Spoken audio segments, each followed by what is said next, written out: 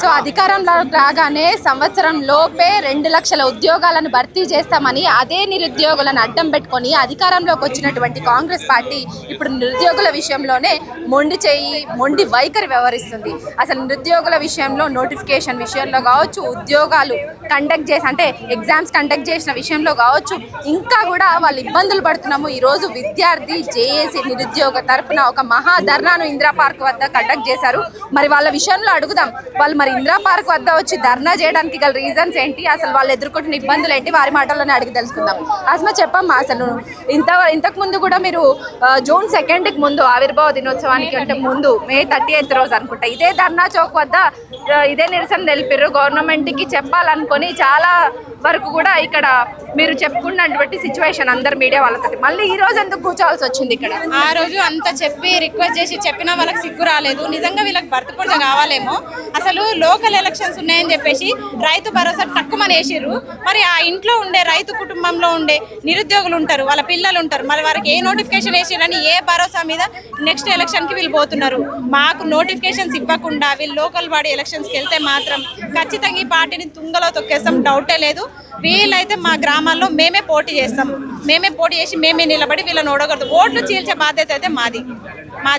అంటే ఇప్పుడు రైతుల విషయంలో రైతులను కొంత మభ్యపెట్టేందుకు రైతు భరోసా వేసిరంటారు. మరి నిరుద్యోగుల విషయంలో కూడా మిమ్మల్ని అడ్డం పెట్టుకుని అధికారంలోకి వచ్చి ఖచ్చితంగా మీకు కావాల్సిన అన్ని సమస్యలన్నీ కూడా మేము అధికారంలోకి వస్తే నెరవేర్స్తామన్నారు. ఇప్పటి వరకు మీరు ఫుల్ ఫ్లెడ్జ్గా హ్యాపీగా ఫీల్ అయింది ఒక నిరుద్యోగి చెప్పండి, ఏ నోటిఫికేషన్ తోటి, ఏ ఉద్యోగాలతో?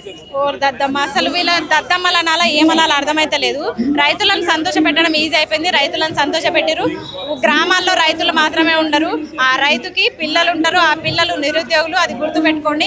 ఇంకొకటి, ఒక నోటిఫికేషన్ ఇవ్వకుండా కూడా లోకల్ బాడీ ఎలక్షన్స్కి వెళ్తున్నారు కదా, మేమైతే సంతోషంగా లేము. ఇంకొకటి, నిరుద్యోగుల వల్ల గెలిచిన ప్రభుత్వము మరి కనీసం నోటిఫికేషన్స్ లేట్ అయినా పిల్లలు చదువుకోవడానికి నిరుద్యోగ వృత్తి ఇస్తామని చెప్పారు, మేనిఫెస్టోలో ప్రకటించారు. మీ మొక్కలకు అదాన్ని ఇస్తున్నారా?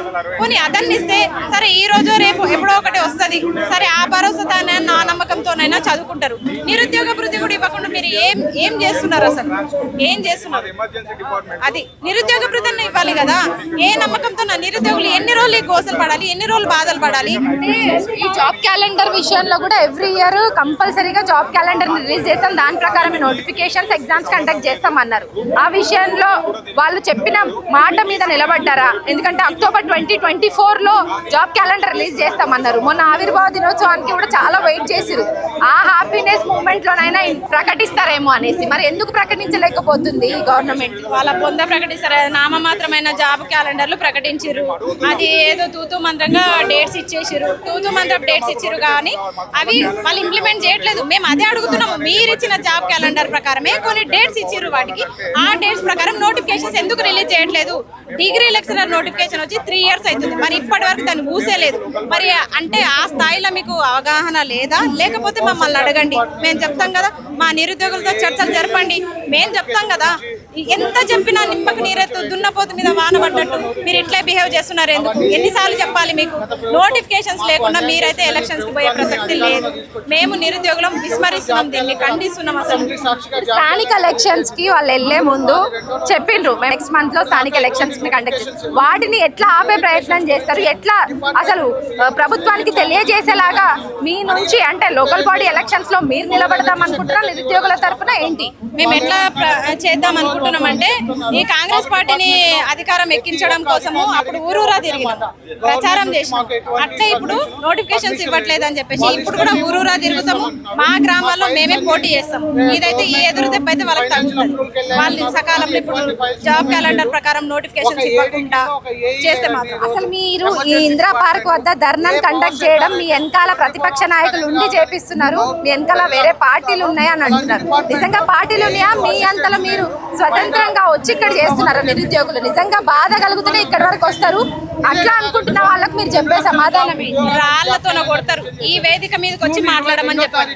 ఎవరో చెప్పేటోళ్ళు ఈ వేదిక మీదకి వచ్చి మీరు పేడ్ ఆర్టిస్టులు అని చెప్పమని చెప్పండి. వాళ్ళు పేడ్ ఆర్టిస్టులు, టికెట్లు దొరకకపోతే ఈ పార్టీ నుంచి ఆ పార్టీకి, ఆ పార్టీ నుంచి ఈ పార్టీకి జంప్ అయ్యేటోళ్ళు. మీరేంది మాకు చెప్పేది పేడ్ ఆర్టిస్టులు అని చెప్పేసి? పేడ్ ఆర్టిస్టుల అయితే మీలాగా కార్లలో, ఏసీ కార్లలో తిరుగుకుంటూ, బంగ్లాలో మేము కూడా దర్జాగా ఉండేటోళ్ళం. ఈ జాబులు కావాలని చెప్పేసి మేము ఇట్లా ధర్నా చౌక్ల చుట్టూ ఎందుకు తిరుగుతాం?